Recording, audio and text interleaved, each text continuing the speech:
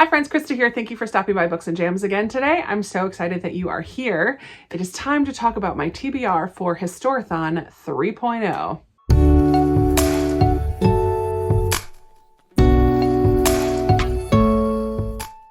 I am so excited that my friends Amanda from The Curly Reader, Lindsay from Lindsay's Little Library, and Gloria from Gloria Z. Thompson are hosting Historathon 3.0 during the whole month of November.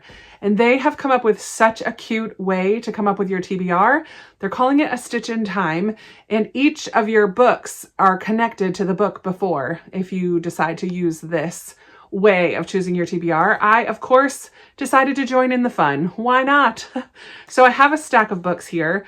There was all but one prompt I was able to complete, and I added the additional twist for myself of making it a Netgalley November. I did this last year, and my goal was to focus on reading a bunch of my Netgalley books in order to increase my feedback ratio on Netgalley.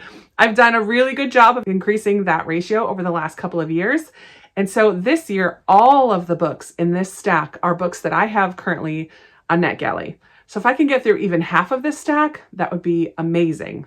I'm really excited. I had a lot of fun going through their prompts and seeing how these could be connected. I'm not sure that this is the order that I'm going to read them, but I did pick them out in the order according to their prompts. So I'm going to tell you what the prompts are and the book that I'll be reading for that prompt. So first of all is the group read, or a book with lost in the title, the word lost in the title. And the group read this year is The Lost Girls of Willowbrook by Ellen Marie Wiseman. This is one of my anticipated reads this year. I love Ellen Marie Wiseman. I think this book is going to be very harrowing. We follow two sisters, one who is sent away to an asylum early in her life. When she's 16, the other sister receives word that she has gone missing from the asylum. And so in order to go find her sister, I think she decides to go there and try to figure out what happened to her sister. Their names are Sage and Rosemary. Isn't that cute? But because they're identical twins, I have a feeling that the one, Sage, who goes to find Rosemary is going to be put in the asylum under that false pretense that she is Rosemary. She's not.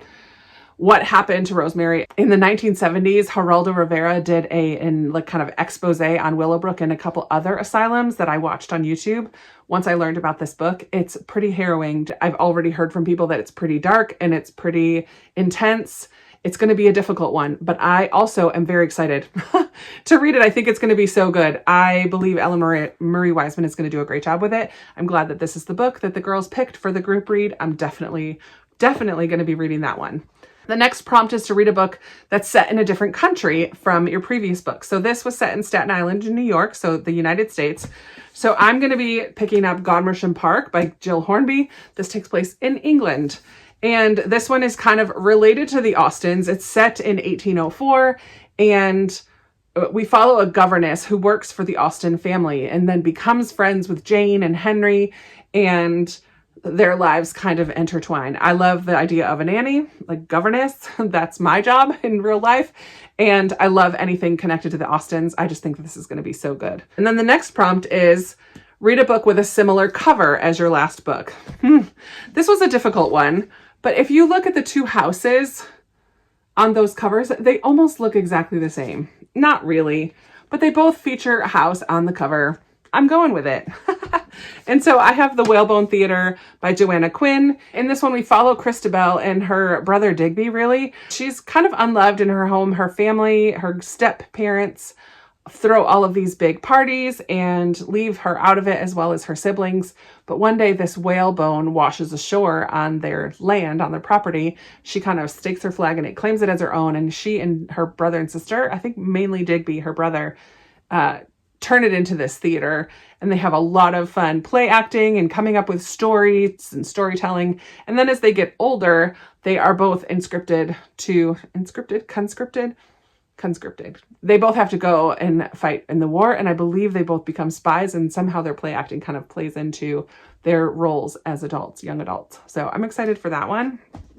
Oh, and then from here, the next prompt is to read a book set in a different decade than your last book. So this is like 1930s, 1940s. And so I'm going with The House of Lost Wives by Rebecca Hardy. This takes place in 1813, so way long time ago. And in this one, we follow Lizzie, whose older sister married this man, an older man, Lord Blountford, to settle her father's debts. Well, her older sister, Esme, dies. Lizzie then learns that 3 other wives of his, Lord Blountford's, had died as well. And Lizzie is determined to figure out what happened both to Esme and all of these other women as well.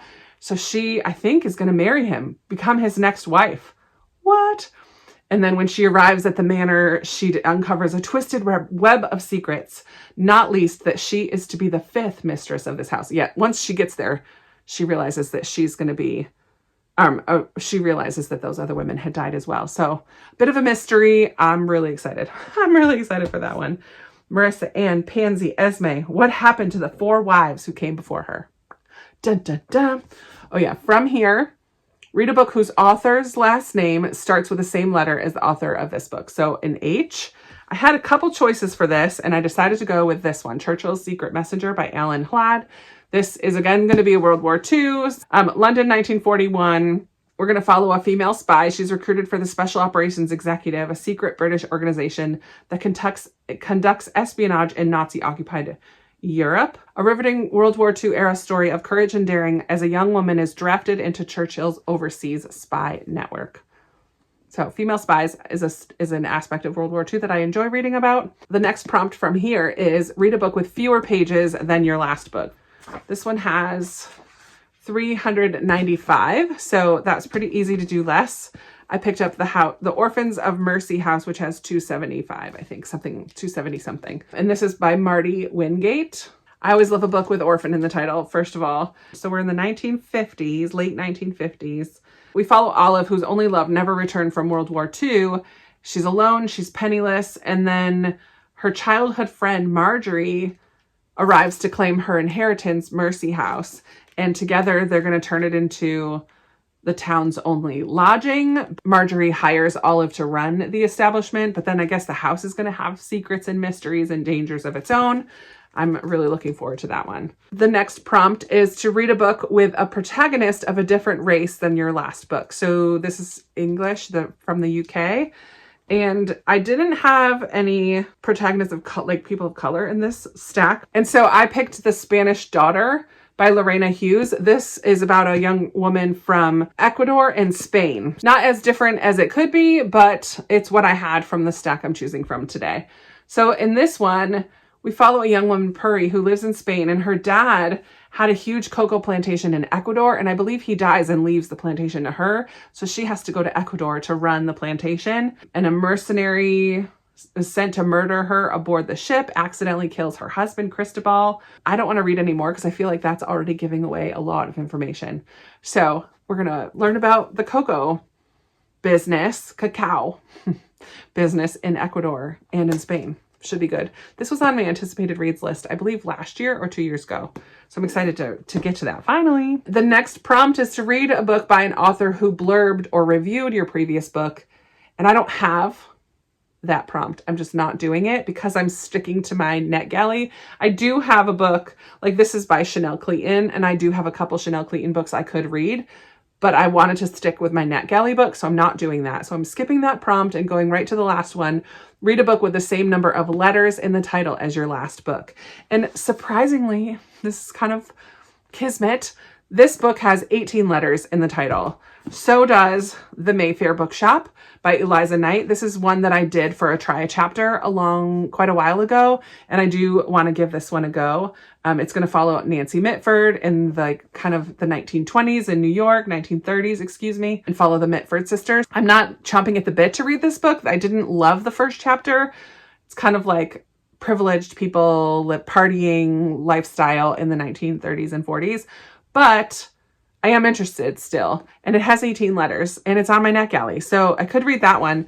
And then if you take out the word this also has 18 letters. If you just say Bookwoman's Daughter, that's also 18 letters, and I really want to read this one by Kim Michelle Richardson. It's a sequel to The Bookwoman of Troublesome Creek, which I enjoyed last year, and I read the first chapter and was absolutely captured by this one, but didn't continue. So I would like to read this one as well, The Bookwoman's Daughter. So here are my 9 books for Historathon. It's possible that I could get all 9 read. I do read usually more than 9 books in a month. It's also Nonfiction November, and I will have a separate TBR video for that. So I could potentially get through all 9 of these. I probably will not read them in this order, but we'll see how many I can get through. If I could even do 4 or 5 and get my Netgalley score up even a little bit more, I would be thrilled. Clearly, I'm not using Netgalley appropriately. Since all of these are out, I'm able to get the books of them. And the point of Netgalley is to read them early and let you know. I'll get there. I'm just not there yet. So in order to do that, I need to make some good progress. And reading through a bunch of these would be amazing. Hopefully I can find some of them on audio. We'll see. We'll see what the month brings. But those are the 9 books. I had fun going through the prompts and seeing how they could all fit together to follow the Stitch in Time prompts that the girls gave for us this time around. But I would love to know, are you going to participate in Historathon 3.0? I will link all the announcement videos down below and list out the prompts if you would like to participate, whether you read 9 books or not. I think they divided it into 3 sections and you achieve a different level of society, like Baroness, or I forget what they are. It's just super cute the way that they have set it all up. So thanks, ladies, for another fun list of prompts for Historathon. I'm very excited to read these books and get my Netgalley score up. Win-win. Let's chat down in the comments below. Which of these would you really love for me to get to throughout the month? Have you read any of them already, or anything else that you want to talk about? I love chatting with you down in the comments. And that's going to be it for me today. I look forward to chatting with you in another video very soon. Bye.